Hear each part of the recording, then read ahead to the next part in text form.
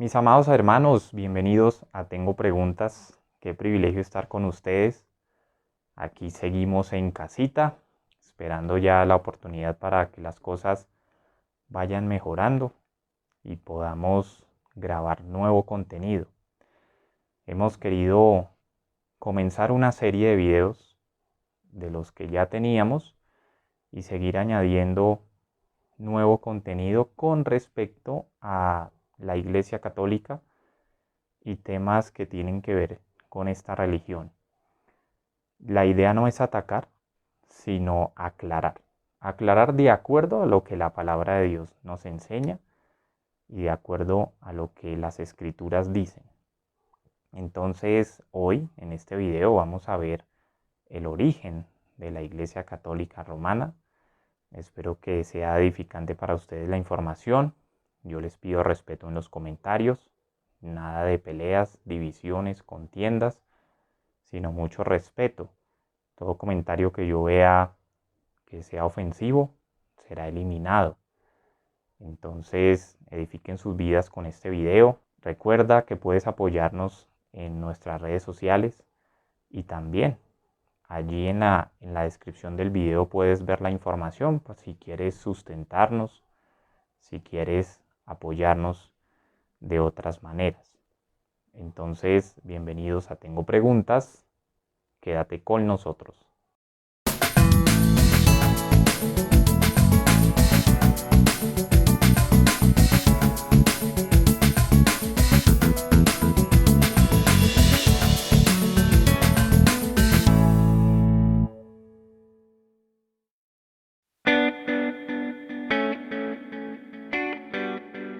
La Iglesia Católica Romana sostiene que su origen se encuentra en la muerte, resurrección y ascensión de Jesucristo aproximadamente en el año 30 de nuestra era. La Iglesia Católica se proclama a sí misma como la Iglesia por la que murió Jesucristo, la Iglesia que fue establecida y construida por los apóstoles. Mi nombre es Leonardo y te doy la bienvenida al cuarto video de la serie sobre preguntas de la Iglesia Católica Romana, sus doctrinas, prácticas y enseñanzas. Nuevamente recordarles que no odiamos a los católicos y que nuestra intención es iluminar, mostrar y señalar lo que la palabra de Dios dice en comparación con lo que dice la Iglesia Católica. Dice la pregunta: ¿cuál es el origen de la Iglesia Católica Romana? Analicemos este tema y vayamos un poco a la historia. Bienvenidos nuevamente y comencemos. Aún una lectura superficial del Nuevo Testamento revelará que la Iglesia Católica no tiene su origen en las enseñanzas de Jesús o sus apóstoles. En el Nuevo Testamento no hay mención del papado, la veneración o adoración de María, o de la Inmaculada Concepción de María, la perpetua virginidad de María, la ascensión de María o María como corredentora y mediadora. Las peticiones a los santos en el cielo por su intercesión, la sucesión apostólica, las ordenanzas de la Iglesia funcionando como sacramentos, el bautismo infantil, la confesión de pecados a un sacerdote, el purgatorio, las indulgencias o la autoridad paralela de la tradición eclesiástica y la Escritura. Así que si el origen de la Iglesia Católica no se encuentra en las enseñanzas de Jesús y sus apóstoles como están registrados en el Nuevo Testamento, hay que preguntarse entonces cuál es el verdadero origen de la Iglesia Católica. Durante los primeros 280 años de la historia cristiana, la cristiandad fue prohibida por el Imperio Romano y los cristianos fueron terriblemente perseguidos. Esto cambió después de la conversión del emperador romano Constantino. Constantino legalizó el cristianismo en el Edicto de Milán en el año 313. Después, en el 325 después de Cristo, Constantino convocó al Concilio de Nicea en un intento por unificar la cristiandad. Constantino visualizó el cristianismo como una religión que pudiera unir al Imperio Romano, el cual en ese tiempo comenzaba a fragmentarse y dividirse. Mientras esto hubiera parecido ser un desarrollo positivo para la Iglesia cristiana, el resultado fue todo menos que positivo. Al igual que Constantino se negó a adoptar de lleno la fe cristiana, además que continuó con muchas de sus creencias y prácticas paganas, así también la Iglesia cristiana que Constantino promovió era una mezcla del verdadero cristianismo con el paganismo romano. Constantino descubrió que con la gran extensión del Imperio Romano tan diverso y expansivo, no todos accederían a renunciar a sus creencias religiosas y abrazar al cristianismo en su lugar.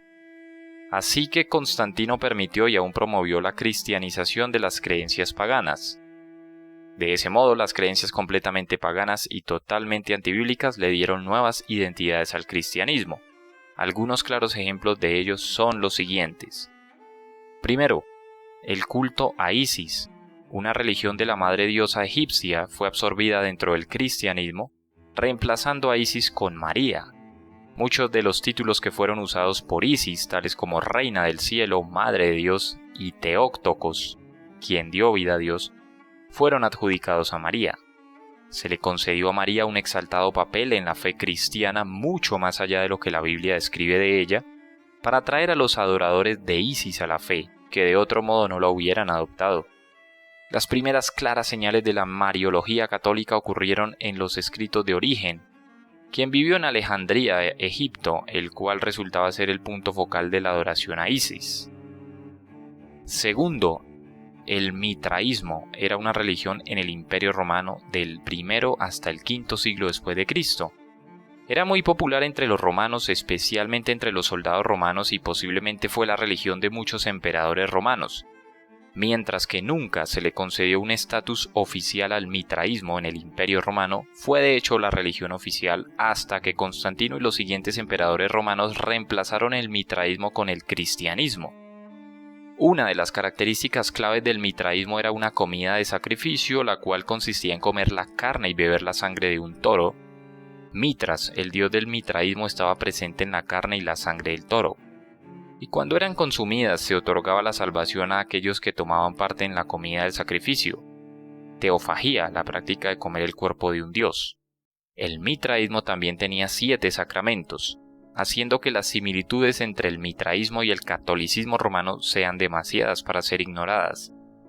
Constantino y sus sucesores fundaron un fácil sustituto de la comida sacrificial del mitraísmo en el concepto de la Cena del Señor o la comunión católica.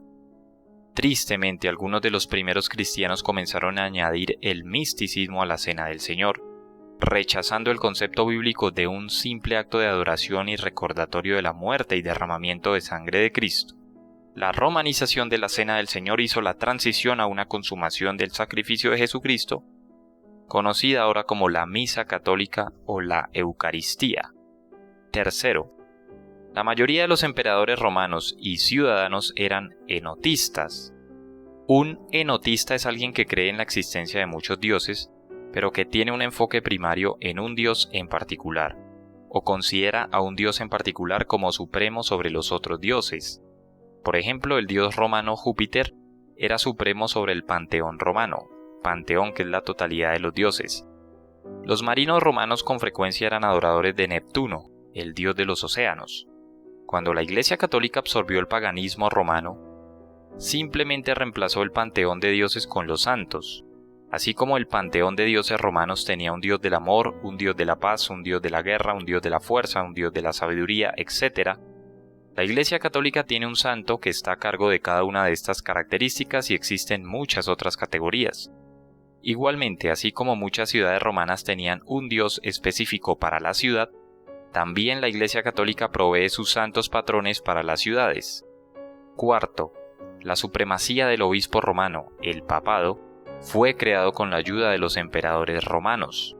Siendo la ciudad de Roma el centro de gobierno del Imperio Romano y con los emperadores romanos viviendo en Roma, la ciudad de Roma se levantó como preeminencia de todas las facetas de la vida. Constantino y sus sucesores dieron su apoyo al obispo de Roma como el supremo gobernante de la Iglesia. Desde luego, era mejor para la unidad del Imperio Romano que el gobernante y la sede de la religión se encontraran centrados en el mismo lugar. Mientras que muchos otros obispos y cristianos se resistieron a la idea de que hubiera un obispo romano supremo, eventualmente el obispo romano se elevó a la supremacía a través del poder y la influencia de los emperadores romanos. Cuando el Imperio Romano se colapsó, los papas tomaron el título que previamente había pertenecido a los emperadores romanos, Pontificius Maximus. Se pueden dar otros muchos ejemplos, pero estos 4 pueden ser suficientes para demostrar el verdadero origen de la Iglesia Católica. Desde luego, la Iglesia Católica Romana niega el origen pagano de sus creencias y prácticas. La Iglesia Católica disfraza sus creencias paganas bajo capas de complicada teología. La Iglesia Católica excusa y niega su origen pagano tras la máscara de la tradición eclesiástica. Reconociendo que muchas de sus creencias y prácticas son totalmente ajenas a la Biblia, la Iglesia Católica está forzada a negar la autoridad y suficiencia de las Sagradas Escrituras. El origen de la Iglesia Católica es el trágico compromiso del cristianismo con las religiones paganas que la rodeaban.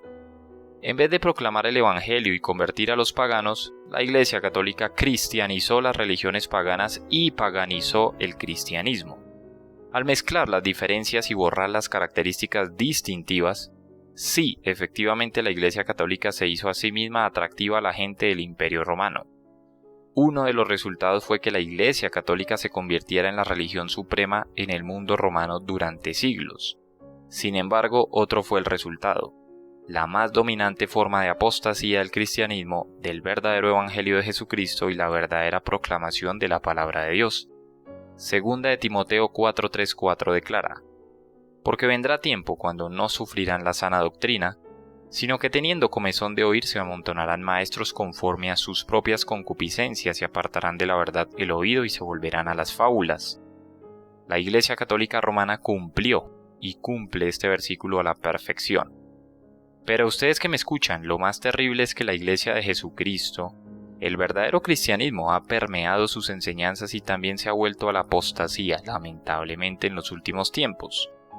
Destacamos, por supuesto, que aún hay sana doctrina en algunas denominaciones cristianas, y somos promotores de la sana doctrina. Hasta aquí esta respuesta, amigos. Esperamos que abras tu mente y entiendas la verdad. Seguiremos, por supuesto, con más videos sobre la serie. Una vez publicado este video estará disponible la lista de reproducción de los videos sobre la Iglesia Católica y de ahí en adelante añadiremos cada video de esta serie a dicha lista. Gracias por tu tiempo con nosotros, gracias por edificar tu vida. Por favor, deja tu comentario con respeto, con argumentos y con citas bíblicas para que los debates sean de altura. Comparte este video, suscríbete a nuestro canal, déjame un me gusta en la manita azul, visítanos en Facebook, Twitter e Instagram.